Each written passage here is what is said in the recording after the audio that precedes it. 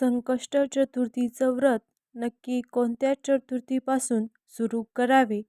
अनेक जणांना हा प्रश्न पडतोच. ह्यावर शास्त्र काय सांगते आणि हे व्रत सुरू करण्याची योग्य वेळ कोणती? चला आज आपण ह्या व्हिडिओमध्ये सविस्तर जाणून घेऊया. जेणेकरून तुमच्या मनात कोणताही संभ्रम राहणार नाही आणि तुम्हाला बाप्पाची भरपूर कृपा मिळेल. चला तर व्हिडिओला सुरुवात करूया. संकष्टी चतुर्थीचे महत्त्व आणि विघ्नहर्ता श्री गणेशाची कृपा कशी मिळवायची बघूया.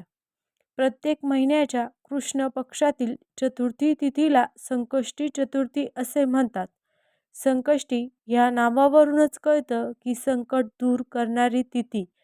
हे व्रत गणपती बाप्पाला समर्पित आहे, जो आपल्या भक्तांचे संकट दूर करतो आणि त्यांच्या मनोकामना पूर्ण करतो. एका वर्षात साधारणपणे 12 संकष्ट चतुर्थी येतात, तर अधिक मास असल्यास 13 संकष्टी चतुर्थी येत असतात. या दिवशी गणेशाची उपासना केल्याने जीवनात सुख शांती येते, शिवाय चांगली बुद्धी प्राप्त होते आणि सर्व अडचणी दूर होतात अशी मान्यता आहे. आता संकष्टी चतुर्थीचं व्रत कधीपासून सुरू करावे यावर शास्त्र काय सांगते, तर हा सर्वात महत्त्वाचा प्रश्न आहे आणि याबाबत अनेक गैरसमज आहेत. शास्त्रानुसार संकष्टी चतुर्थीचा उपवासाची सुरुवात श्रावण महिन्यातील संकष्ट चतुर्थीपासून करणं अत्यंत शुभ मानले जाते. श्रावण महिना हा व्रतवैकल्यासाठी विशेष मानला जातो आणि त्या काळात केलेले व्रत अधिक फलदायी ठरते असेही मानले जाते. परंतु याचा अर्थ असा नाही की तुम्ही केवळ श्रावणातच हे व्रत सुरू करू शकता. काही धर्मग्रंथानुसार आणि परंपरेनुसार तुम्ही कोणत्याही महिन्याच्या संकष्टी चतुर्थीपासून हे व्रत सुरू करू शकता. फक्त तुमची श्रद्धा आणि भक्ती खरी असायला हवी. विशेषतः मिठाची चतुर्थी किंवा अंगारकी चतुर्थीपासून हे व्रत सुरू करणं देखील शुभ मानले जाते. जर तुमच्या मनात एखादी विशेष इच्छा असेल तर तुम्ही त्या इच्छेच्या पूर्तीसाठी कोणत्याही संकष्ट चतुर्थीपासून संकल्प करून व्रत सुरू करू शकता. आता 2026 ह्या नवीन वर्षाची सुरुवात झालेली आहे. शिवाय ह्या महिन्यात वर्षाच्या पहिल्याच संकष्टीलाच अंगारक योग जोडून आलेला आहे. 6 जानेवारी रोजी पहिली अंगारकी संकष्टी चतुर्थी आहे. अनेक गणेश भक्त सलग 21 संकष्टी चतुर्थीचं व्रत करतात आणि त्यानंतर व्रताचे उद्यापन करतात. 21 हा अंक गणपती बाप्पांना अत्यंत प्रिय आहे. 21 दुर्वांची जोडी गणपती बाप्पाला अर्पण केली जाते. 21 मोदकाचा नैवेद्य दाखवला जातो. 21 संकष्टीचं व्रत पूर्ण केल्यानंतर सर्व मनोकामना पूर्ण होतात आणि बाप्पाची अखंड कृपा राहते अशी श्रद्धा आहे. तर आपण येणाऱ्या 6 जानेवारीला अंगारकी संकष्टी चतुर्थीपासून संकष्ट चतुर्थीच्या व्रताला सुरुवात करू शकतो आणि तेव्हापासून तुम्ही 21 संकष्टी व्रताचा संकल्पही करू शकता. काही भक्त आपल्या मनातील इच्छा पूर्ण होईपर्यंत संकष्ट चतुर्थीचं व्रत करतात, तर काही जण आयुष्यभर देखील हे व्रत करतात. उद्यापन म्हणजे व्रताची सांगता करणं. 21 व्रत पूर्ण झाल्यावर विधीपूर्वक उद्यापन करावे. आता संकष्टी चतुर्थी व्रताचे उद्यापन करायचे असेल आणि त्याची माहिती तुम्हाला हवी असेल तर कमेंट बॉक्समध्ये सांगा. त्याची योग्य माहिती देण्याचा प्रयत्न मी नक्कीच करेल.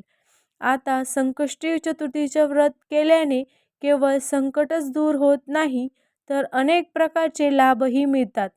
जसं की हे व्रत केल्याने जीवनातील सर्व अडचणी आणि संकटे दूर होतात.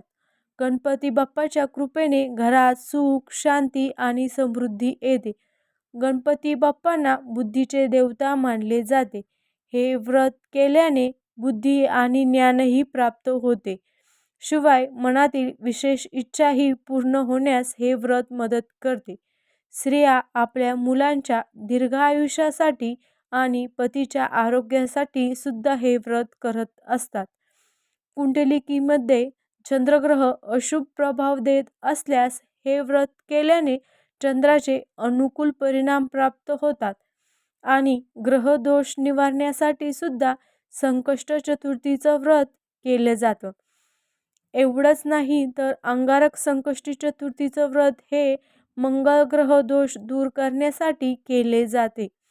तर आपणही येणाऱ्या अंगारकी संकष्टी चतुर्थीपासून 21 संकष्ट चतुर्थी व्रताचा संकल्प नक्कीच घेऊ शकता. संकष्ट चतुर्थीचं व्रत करण्यासाठी अगदी सोपी विधी आहे. संकष्ट चतुर्थीचे व्रत हे पुरुष आणि स्त्रिया दोघेही करू शकतात. त्यासाठी चतुर्थीच्या दिवशी सूर्योदयापूर्वी उठून स्नान करावे. पाण्यात काळे तीळ टाकून स्नान केल्याने शुभ मानले जाते. त्याचबरोबर स्वच्छ वस्त्र परिधान करून गणपती बाप्पासमोर संकष्टीचा व्रताचा संकल्प करावा. दिवसभर उपवास करावा आणि काही भक्त तर निर्जयी उपवास सुद्धा करतात. तर काही जण फळ, दूध, पाणी किंवा फळाचा रस सेवन करतात. उपवासाच्या दिवशी कांदा, लसूण, बीट, गाजर, फणस आणि तुळशीचे सेवन करणे टाळावे. संध्याकाळी चंद्रोदयापूर्वी गणपती बाप्पाची पुन्हा एकदा पूजा करावी. एका पाटावर किंवा चौरंगावर तांदळाची लहान रास करून त्यावर कलश ठेवावा. कलशाभोवती वस्त्र गुंडाळून त्यावर ताम्हण ठेवून गणपती बाप्पांची मूर्ती आणि प्रतिमा स्थापित करावी. पूजेसाठी लाल रंगाचे वस्त्र परिधान करणं शुभ मानले जाते. गणपती बाप्पांना लाल गंध, अक्षदा, फूल म्हणजे जास्वंदीचे फूल आणि 21 दुर्वांची जोडी अर्पण करावी. ओम गण गणपते नमः या मंत्राचा 108 वेळा जप करावा. धूप दीप लावून गणपती बाप्पांची आरती करावी. गणपती बाप्पांना मोदक, लाडू यांचा नैवेद्य दाखवावा. संकष्ट चतुर्थीचे व्रत कथा वाचावी किंवा ऐकावी. कथेविना पूजा अपूर्ण मानली जाते. त्यानंतर रात्री चंद्रोदयाच्या वेळी पंचांगात पाहून चंद्रदर्शन करावे. चंद्राला अर्घ्य द्यावे आणि अक्षदा फूल वाहून नमस्कार करावा किंवा चंद्राच्या कोणत्याही मंत्राचा जप करावा. चंद्रदर्शन झाल्यानंतर गणपती बाप्पांची आरती करून उपवास सोडवावा. जेवणात मोदक किंवा गोड पदार्थ असावेत. प्रसाद सर्वांमध्ये वाटावा. जर संकष्ट चतुर्थी मंगळवारी आली तर तिला अंगारकी संकष्ट चतुर्थी म्हणतात. यंदा 6 जानेवारी रोजी अंगारक संकष्टी चतुर्थीचा योग जुळून आला आहे आणि ह्या दिवसापासूनच आपण संकष्ट चतुर्थी व्रताचा संकल्प नक्कीच घेऊ शकता. अंगारकी चतुर्थी अत्यंत महत्त्वाची मानली जाते. ह्या दिवशी व्रत केल्याने वर्षभरातील सर्व संकष्ट चतुर्थीचे फळ मिळते, अशी ही श्रद्धा आहे. संकष्टी चतुर्थीचं व्रत हे अत्यंत प्रभावी आणि फलदायी व्रत आहे. श्रावण महिन्यातील चतुर्थीपासून किंवा तुमच्या सोयीनुसार श्रद्धेने कोणत्याही चतुर्थीपासून हे व्रत सुरू करू शकता. आणि महत्त्वाचं म्हणजे कोणत्याही अंगारकी संकष्टी चतुर्थीपासून सुद्धा तुम्ही या व्रताचा संकल्प घेऊ शकता. आता नवीन वर्षाची सुरुवात झालेलीच आहे. त्यानिमित्ताने जुळून आलेल्या वर्षाच्या पहिल्याच अंगारक योगाची संधी तुम्ही निवडू शकता. महत्त्वाचे म्हणजे हे व्रत पूर्ण भक्तिभावाने आणि नियमानुसार करणे महत्त्वाचे आहे. गणपती बाप्पा नक्कीच तुमच्या सर्व इच्छा पूर्ण करतील आणि तुमच्या जीवनातील संकट दूर करतील. तर मंडळी, तुम्ही कोणत्या चतुर्थीपासून संकष्टीचं व्रत सुरू करणार आहात किंवा तुम्ही आधीपासूनच ह्या व्रताचा संकल्प केला असेल तर तुम्ही कोणत्या संकष्ट चतुर्थीपासून केला आहे आणि तुमचे अनुभव काय आहे तर कमेंट करून नक्की सांगा. आपल्या मित्र आणि कुटुंबासोबत हा व्हिडिओ शेअर करा, जेणेकरून त्यांनाही 21 संकष्टी चतुर्थीच्या व्रताचा संकल्प घेण्याची संधी मिळेल. व्हिडिओ आवडल्यास लाईक आणि शेअर करा आणि अशाच माहितीपूर्ण व्हिडिओसाठी आपल्या चॅनलला सबस्क्राईब करून घ्या. धन्यवाद.